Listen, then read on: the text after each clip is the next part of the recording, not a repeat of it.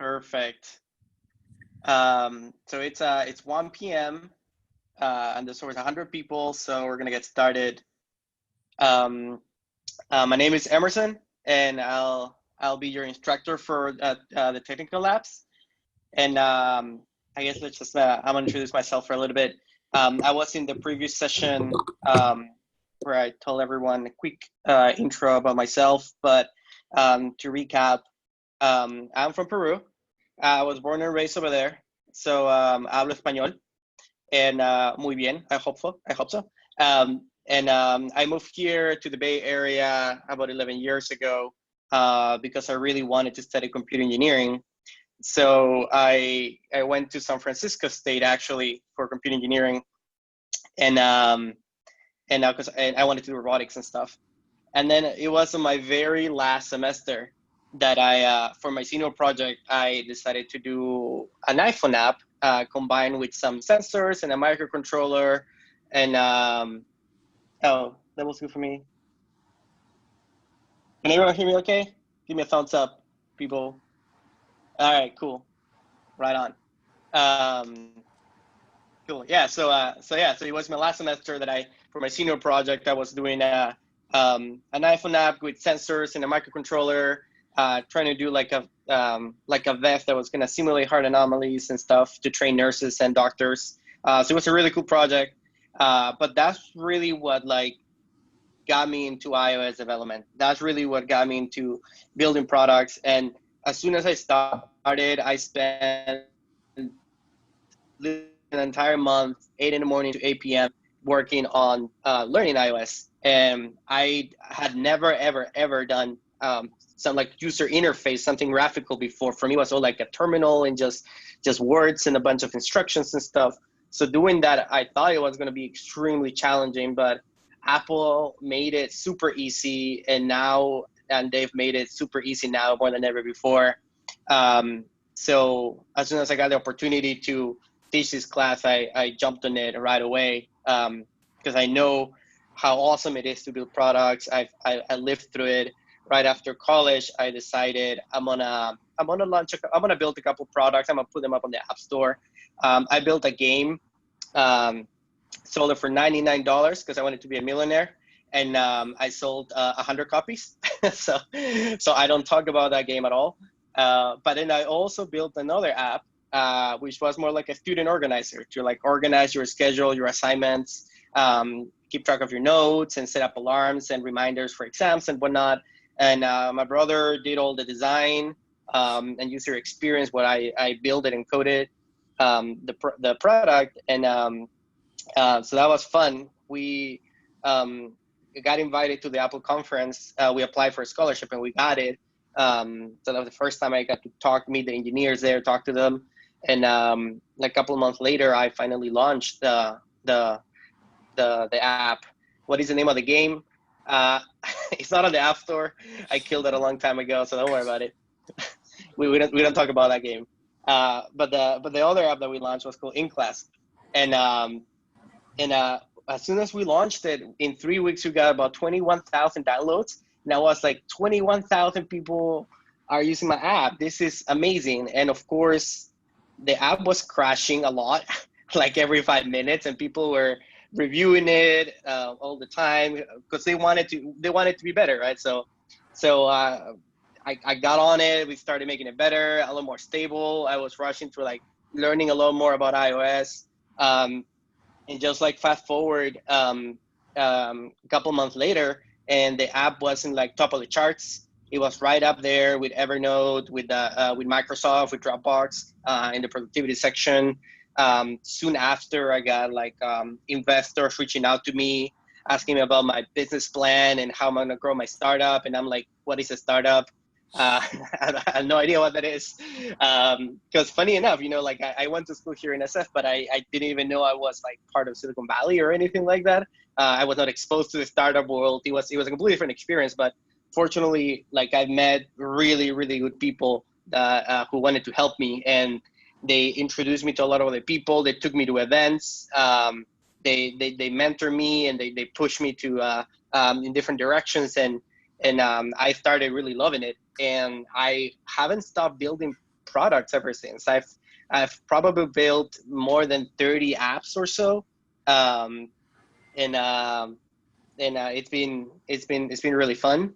What was making the app crash? So many things. one of the big things back then was memory management that you guys don't have to worry about so much anymore, which is great. But of course, back in the days, phones didn't have a lot of memory, and the iPhone 1 and the 3G and those ones didn't have a lot of memory. So you had to be really, really, really careful with stuff. And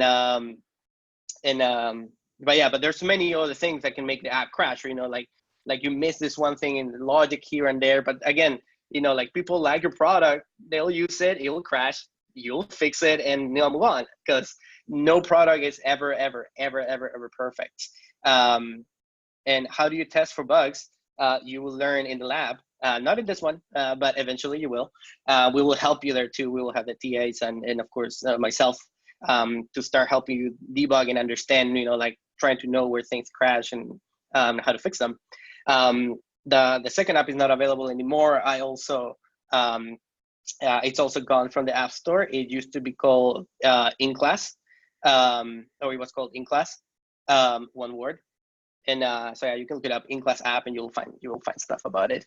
But yeah, no, that one's gone because how old am I? I guess I could say guess.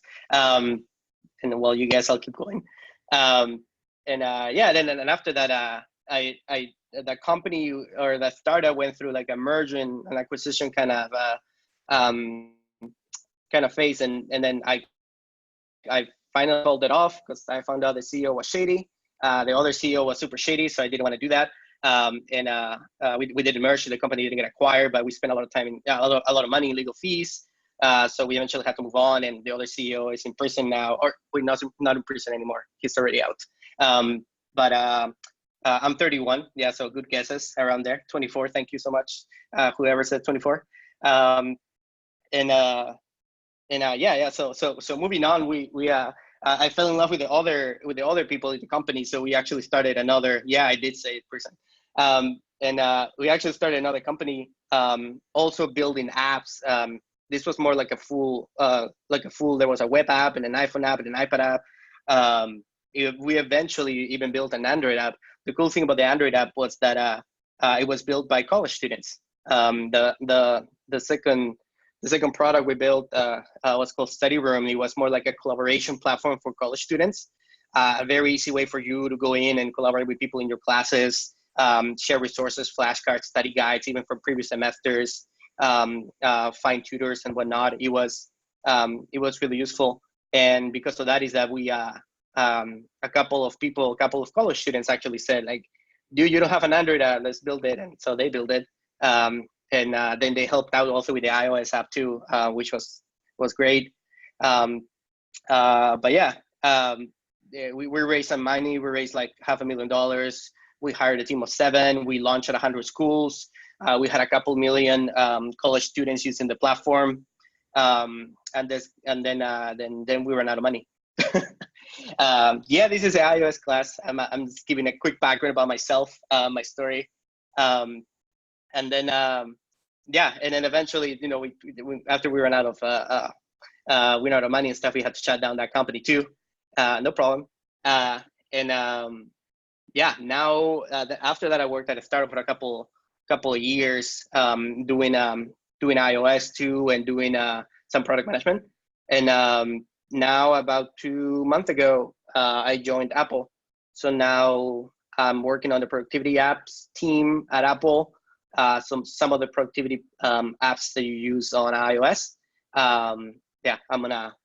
It's gonna be code that I write. What do you do as a project manager? I wasn't a project manager. They just manage and tell you what to do. I was a product manager, which is a little bit more around getting to understand users and product, and what are the needs of the user and how are your users using your product.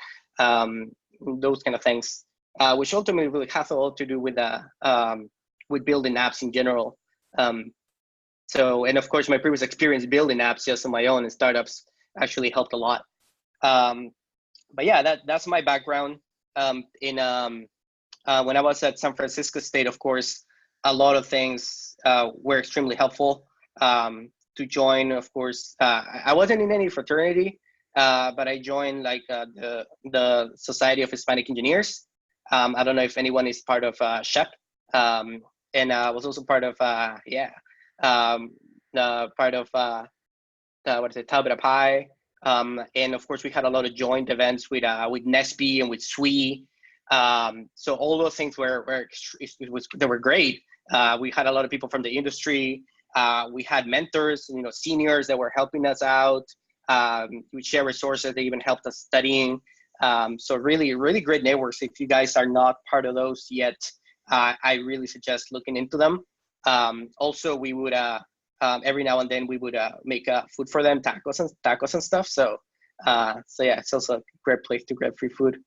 Yep, this is the iOS class, and yeah, I think that's a short introduction about me. Right after, what do I think I'm a good instructor? Well, when I was in college, I decided to be a tutor. So I was tutoring pretty much any engineering and some computer science courses. And I really loved an interaction, from like helping one another, helping your peers, helping other people. I really believe that, you can learn a lot from other students. Like people who just learned something can probably explain something better than someone who learned that like 20 years ago, 30 years ago. So I really like that about tutoring in college. And then right after I graduated, a couple of summers, I also I was teaching iOS to high school juniors and seniors in a 2-week boot camp. And what else? Then I built an entire company around students helping one another. And then finally, just over the summer, I was teaching Facebook University, which is when when you get into this program that you go to Facebook and you literally live there for 8 weeks, and you get mentors and you learn how to build like really cool iPhone apps. Literally every day you're building something new or improving on something you just built. And then you build an app with a team, and then in the end you pitch it to Mark Zuckerberg. It's called Facebook University. Yeah, I was instructor for that too. We're really fun. And yeah, so now I'm fortunate to be here, and I want to be the instructor for this lab. And we designed the lab so that it could be split across actually 4 different sessions. You guys know that. We have a required and optional. And why don't I go ahead and I'm gonna start sharing my screen to start a little quick presentation. Let's see, let's go to here. Okay, cool. Percent. Okay, can everyone see my screen? Give me a thumbs up, people. Yeah, cool, right on. So welcome, I already introduced myself. I have funded a couple of tech startups, got some apps on the App Store, bunch of people using it. So what do we want? What do we want to get out of the app, out of this lab? Well, we want to provide you guys with a real world look at what iOS is and how to develop for iOS, what it is to make your first iPhone app, what it is to tackle on software engineering challenges, so that at that point, at the end of like the whole 4 labs, you can say like, I loved it, I want to do it. Emerson, tell me more. How can I get started, professionally? Or you could be like, well, I didn't like it, but we're gonna show you everything, like the easy stuff, the hard stuff. We're gonna provide you with a lot of tools on how to use it. And yeah, and also it's a lot about the working with what you guys are learning also in the classes too. about design and like the product design in general.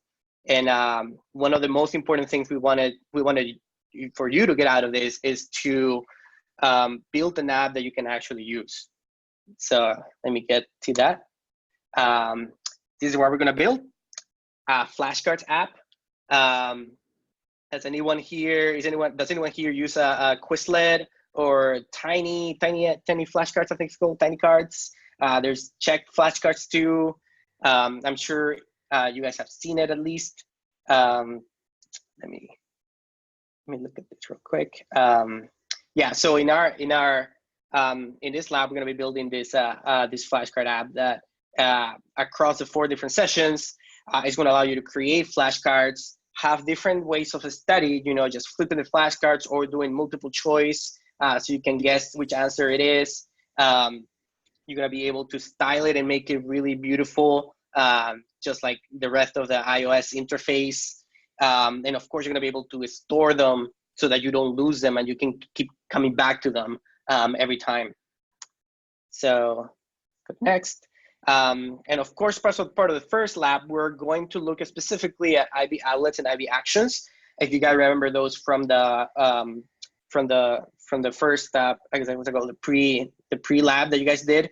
So you looked a little bit into that. We're going to be looking at tab gesture recognizers from Git, and let me dive into those a little more. So IBOutlets, just a quick recap. If you remember from the pre-work, when you need to start connecting labels or connecting buttons that you had on the interface builder so that you can access them in code, this is how we do it. We literally just drag and drop it, drag and drop it and connect it to the code on the top part, and at that point become available. You give them a name and they become available in your code, so that in your code, in any of your functions, you can start using that name and change properties on them, like changing the color, adding shadows, changing so many things about it, hide them, show them. So this is how we do it. And because we're using, of course, the storyboards and we're using code, it makes this process really easy, really fast. And it's definitely one of the things that are the most required as you're building any iOS app. IBActions, if you remember, again, from the pre-work, this is how we say that an object that we have on the storyboard can run some code whenever the user interacts with it. A good example of this, of course, is a button. You throw a button on the storyboard, and at that point, you can say, okay, whenever the user taps on it, I want this to run some code. I want it to print something, or I want it to change colors, or I want it to make something jump. Or the most classic, dismiss a view, go to another view, do something, right? So IBActions are literally just functions. They're connected to your objects on the storyboard like a button. Tab gesture recognizer is a little bit more of an advanced topic, but this essentially says, hey, we can make anything on the screen tappable. So not just your buttons. If you have flashcards that are just views, if you have labels, if you have images, you have anything you want, you can actually make them tappable. Just by saying, okay, I have this thing here on the screen, I'm gonna attach a tab gesture recognizer to it, and now I can create an IBAction the same way I do with a button. And pretty much making anything tappable, anything interactable. One of the coolest thing about it is that iOS made it so easy. Like if you've seen pretty much any app that you've used, of course, you can tap on them, you can pinch to zoom, you can rotate, you can scroll. All those things can be done through gesture recognizers. In this lab, we're going to be looking at the tap one, but of course we have a bunch of other different types of gesture recognizers that you can use. And the last thing we're going to be doing as part of the required stuff is sharing your code online. And you guys already get exposed to GitHub to submit your READMEs from like the previous sessions, and of course the pre-work. In this case, we're going to go one step beyond, and we're actually going to push your code. So your code will now live in your computers and will also live in the cloud, the GitHub cloud. And of course, we will include also your README and the GIFs and stuff. And but yeah, now your code is going to be there too. Now, that is going to make it a lot easier for us to look at your code, check it out, and then eventually in the future, it's going to make it really easy for you to collaborate with others.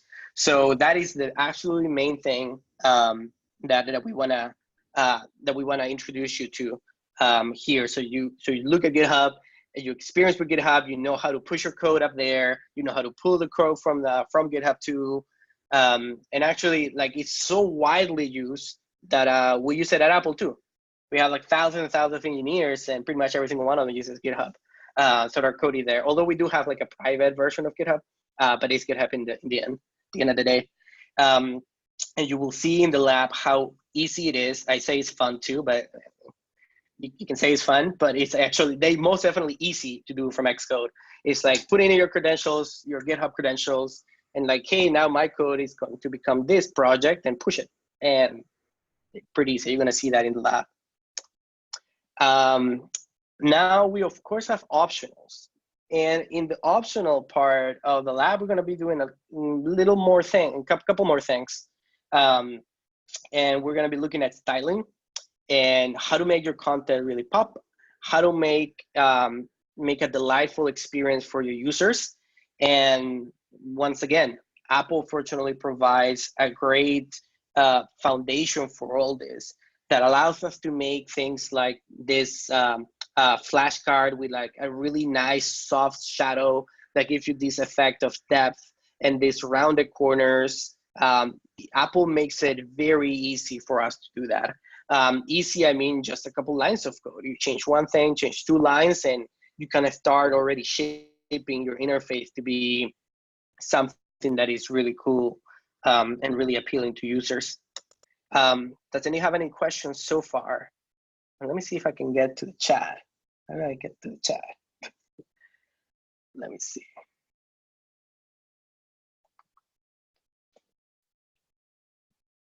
Oh, I got the chat. Okay. Do most IDEs have GitHub built in? Yeah, most of the newest ones, yeah, definitely. Xcode has had it for a couple years now. What else? NetBeans does. Yeah, that's good.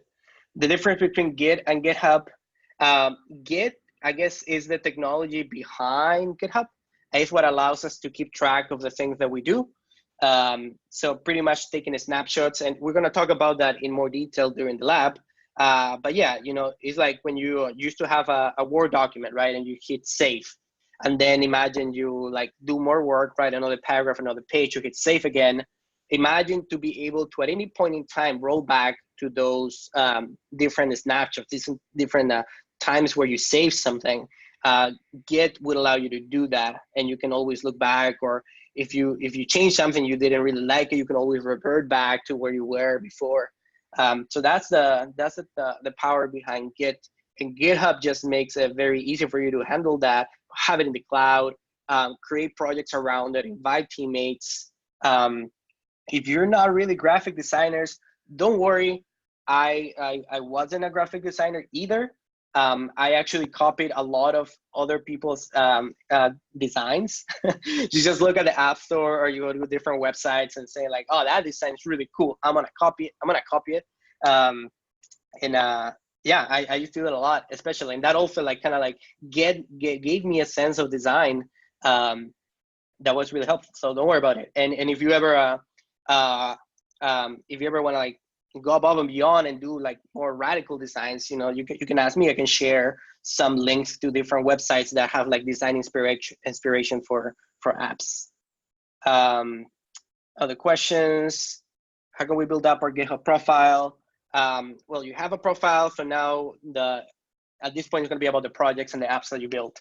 You're going to be building one throughout this class, and then of course I encourage you to later on build more if you like it, of course, and then keep putting those ones on GitHub. It doesn't matter if they're public. What else? how do we create the GIF? How you recommend us to create the GIF? Yeah, some recommend the recorded.co. Lightscap is the one I use. Can I share the design links? I will share the design links. Okay, I'm gonna go back to the slides. I guess last question, we're gonna learn how to push our code via terminal. Not in this class, but you can always DM me separately. I can do my best. Of course, after you do it through Xcode, we can look at the terminal later on. But yeah, let me get back to this. And let's present. Okay, so breakout rooms. When we start the lab, we're gonna do in a couple of minutes. We're gonna do it in breakout rooms when you will start working individually on your app, but you will be part of a team. I think we're gonna have about 4 people per group, per breakout room, and you guys are gonna be there to help one another. You know, kind of have like any question, discuss anything, recap on the different milestones.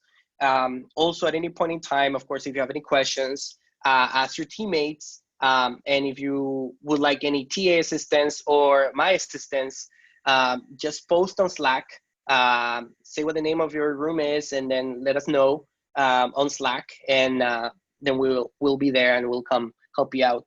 We're also going to be rotating through all the teams, by the way, just like kind of like saying hi, trying to meet everyone, kind of see where you guys are at and stuff. And yeah, what else? Yeah, I mentioned this. We have required user stories.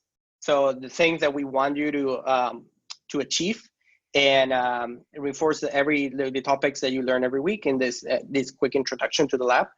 And those ones are we want you to submit by the end of the day, hopefully by the end of the lab, so you can get started with the optionals and at least check them out. But yeah, but you definitely have until the end of the day to submit your required ones. For the optional ones, which again, you know, like in this first lab, we're gonna have like styling, we're gonna have a couple other things in there you're about to see. We go deeper into the different concepts and how to do a little bit more advanced things. And the goal usually is to improve the user experience. We will also do a couple of things that make your code a little better, but mainly it's going to be about making the user experience better, enhancing your app. And for optionals, they're not required to be submitted today. You can submit them until the next lab. So the next lab is going to be in 2 weeks.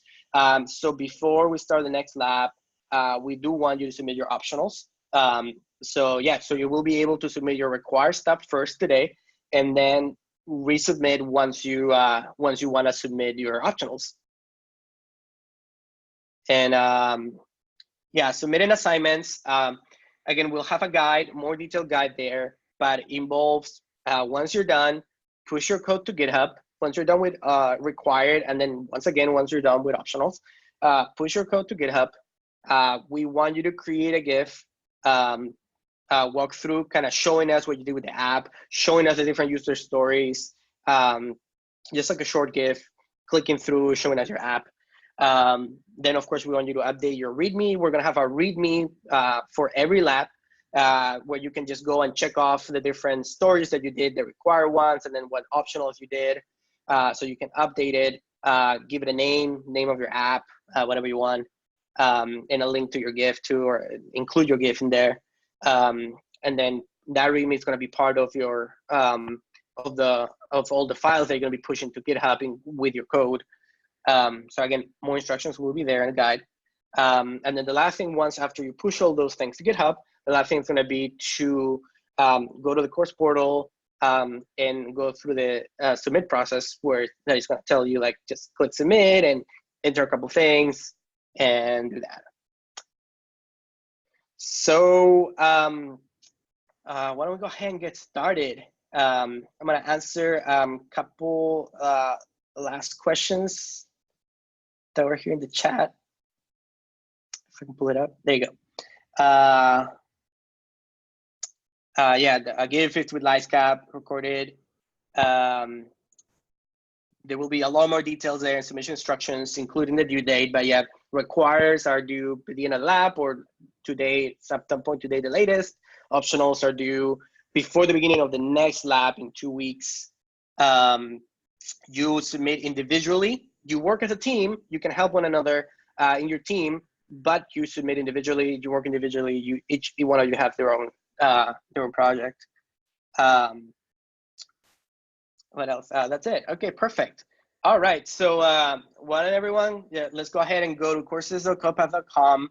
And for this week, you're going to see the lab right there, the lab instructions. And there's going to be a really cool guide that I wrote.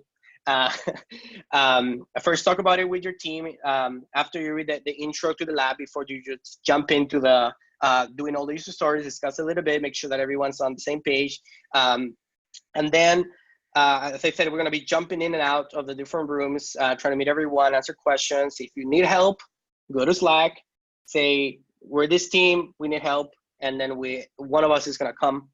And then about 5 minutes before the end of the session, I'm going to call everyone out to the main Zoom room. Everyone had to, so we can do a quick recap. So 10 minutes before the end of the lab today, I would like everyone to pause, and I will message everyone also on Slack. But I would like everyone to pause and with your team discuss what you've seen so far. How do you like the lab? How do you like the instructions? How's the structure? What parts were difficult? What parts were really easy? Kind of have something like that, and nominate one of you guys in your team to take some notes. And I would love it if you guys could share those notes with me afterwards, because then we'll get your feedback and we'll use that to improve all the labs that are coming in the next couple of weeks. So yeah, I will send a reminder again 10 minutes before the end of the lab, and then 5 minutes before the end, I will bring everyone back so we can finish today's session. Yeah, so without further ado, let's go to courses.copath.com and let's go into the breaks. Daphne, if you can help me with that, it'd be awesome. 2 hours, or I guess hour and a half of coding. Did anyone get a chance to get some feedback from the teammates? Not really. Do you want us to talk? If you guys want to share something, yeah, for sure. If not, you can also reply on Slack. But if there's something you want to share, just go for it. I felt like this lab was pretty straightforward. I feel like once the labs get harder, we will, but we were just pretty much only like with syntax and stuff that we needed help with. Cool, it's good to know. Yeah, I would agree also. I think like my group thought it was pretty self-explanatory, but there was a few parts where I feel like there was some stuff that was skipped over. And maybe it might have been like common sense to some people, but maybe not so much to like new beginners. So I don't know, maybe just a little more detailed in the steps of getting through it. But I thought it was good otherwise. Got it. Thanks. Also, something that I noticed in the instructions is that I think you're using the latest version of Xcode, and some of my teammates had different versions of Xcode. Oh yeah, definitely. So there were a little bit of discrepancies with the screenshots, but it wasn't too bad. Right. Yeah, so pretty much you using the old version of Xcode 9 is not a deal breaker, but I strongly recommend that if you have Xcode 9, that you download Xcode 10 by the next lab, just because you will see it will come easier as you read the guides. The screenshots are there. The object library, I guess, is one of the biggest thing that changed. Is a button now. Before it was on the bottom right. But yeah, it's definitely not a deal breaker if you're using Xcode 9. If possible, by next lab, just get Xcode 10. Just make things easier. And with dark mode is cooler too. Anybody else?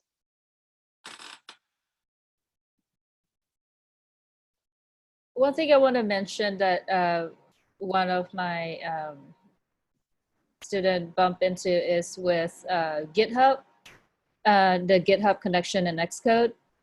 For whatever reason, she couldn't see her branches in Xcode, but quitting Xcode and restarting it fixed the issue. So in case anybody sees that. Yeah, I have the same issue right now. I couldn't find the second what is it called? The second one from the left. So the source control navigator. Yeah. I couldn't find that on my Xcode. Okay. Yeah, we can chat about it offline on Slack. Yeah. See if we can help you there. Make sure that it's there. Oh Yeah. my God. There were two very popular little issues that I saw here and there. I guess I just wanted to share with you guys. One of them was that the IBOutlets got disconnected. So there was a front label and the back label. They got connected from a storyboard to code at some point, and then maybe during the embedding, they got disconnected or moved around and they got disconnected. So at that point, if you want to reference them in code and say, hey, something like front label dot hidden, you run your code, it's gonna be like, it's gonna crash right there. It's gonna point to that line of code. It's gonna have something about an unwrapped nil looking for optionals, some random crash. What it's pretty much telling you is that, hey, I'm trying to access that label, but the label is not there. And the label is not there because it lost the connection from your IBOutlet in code to your storyboard. And it's pretty easy because at that point, all you need to do is reconnect them. It will still have the circles in code that you can just drag over to storyboard, reconnect them. So if you see that crash, or if you've seen that crash, that is why. So that was probably the most popular that I saw around. And yeah, but we'll share more stuff. And don't forget, you can keep working on it till the end of the day. We'll try to be as available as possible in Slack. There's a lot of people in Slack also too that, I'm sure they're more than willing to help. So if you post a question there, they can help. You can submit your required stuff by the end of the day, and then you can keep working on the optionals whenever you get a chance, unless you already finished everything. And you need to submit that by the end in the next 2 weeks. So before the next lab starts, submit your optionals. You can resubmit as many times as you want. Just don't forget to update your README, update your GIF with the new stuff that you have, and submit again before the next lab. Anyone has any last questions? Yeah, required stuff is needed by tonight. Anyone have any last questions? So if you have, Is there a website that we can use for to upload our just image? For the image, to create the GIF? The image? Yeah. Yeah, I use an app called Livescap. Yeah, I'll share a link on the Slack to how to get it. so if you have Xcode 9, how do you update it to 10? You should be able to go to the Mac App Store, and then hopefully they will tell you just, hey, update. Okay. Yeah, everything is now handled through there. Okay, thank you. Yeah. Cool. If there are no other questions, I will see you guys. Any other questions? How can I talk with someone offline, or like talk with someone to help me push my code through GitHub? Yeah, so if you you can try general type of questions on again by posting just on the Slack channel, and if we think that it requires more individual attention for very specific things, then we'll start chatting you just through direct messages. So right now, I know you have this issue with the source control, so we'll probably reach out to you. I'll reach out to you via DM. Okay, thank you. Cool. Or just send me a DM right now, and I'll reply to it on Slack. So yeah, well, thanks everyone, and thanks for the feedback. You can of course again leave us more feedback on Slack. And just a preview of next week. Next week, we're going to allow you to actually create flashcards right from the app instead of having to put something in the regular Xcode. Obviously, that's not how your users are going to do it. Your users are going to just grab your phone, grab the app, create flashcards right from there. And that's what we're going to do next week, and keep improving the app. So I'll see you guys in 2 weeks. Hope you have fun with next week's session. And feel free to reach out to us on Slack. All right, bye everyone.